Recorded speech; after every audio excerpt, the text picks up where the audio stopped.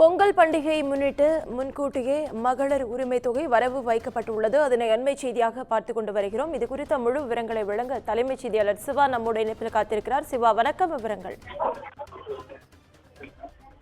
நவீனா, மகளிருக்காக வழங்கப்பட்டு வரக்கூடிய மகளிர் உரிமை தொகை ஒவ்வொரு மாதமும் 15ஆம் தேதி தான் வழங்கப்படுகிறது. ஆனால் இந்த முறை பொங்கல் பண்டிகைக்கான விடுமுறை இருக்கக்கூடிய ஒரு சூழலும் பொங்கல் பண்டிகையை மக்கள் அனைவரும் சிறப்பாக கொண்டாட வேண்டும் என்பதற்காகவும் ஏற்கனவே வழங்கப்பட்டு வரக்கூடிய 1,14,65,525 மகளிருக்கான இந்த மகளிர் உரிமை தொகை திட்டம் இன்றைய தினமே அனைவருக்கும் வங்கி கணக்குல வரவு வைக்கப்பட்டிருப்பதாக தமிழக அரசு தெரிவித்திருக்கிறது.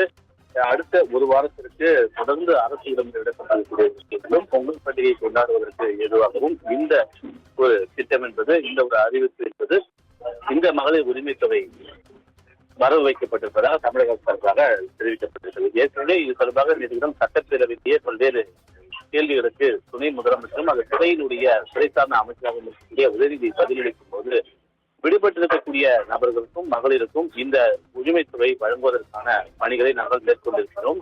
அடுத்த 3 மாதங்களுக்குள் இந்த பணிகள் என்பது செயல்படுத்தப்படும் என்ற போன்ற ஒரு அறிவிப்பையும் அவர் வழங்கியிருந்தார். இந்த நிலையில ஏற்கனவே செயல்பாட்டில் இருக்கக்கூடிய 1,14,65,000 மகளிருக்கும் வழங்கப்பட்டு வரக்கூடிய இந்த மகளிர் உரிமை தொகை இந்த தினம் அனைத்து மகளிருடைய வங்கி கணக்கிலும் வரவு வைக்கப்பட்டிருக்கின்றது என்பதனை தமிழக அரசு தற்போது தெரிவித்திருக்கின்றது. விவரங்களுக்கு நன்றி சிவா.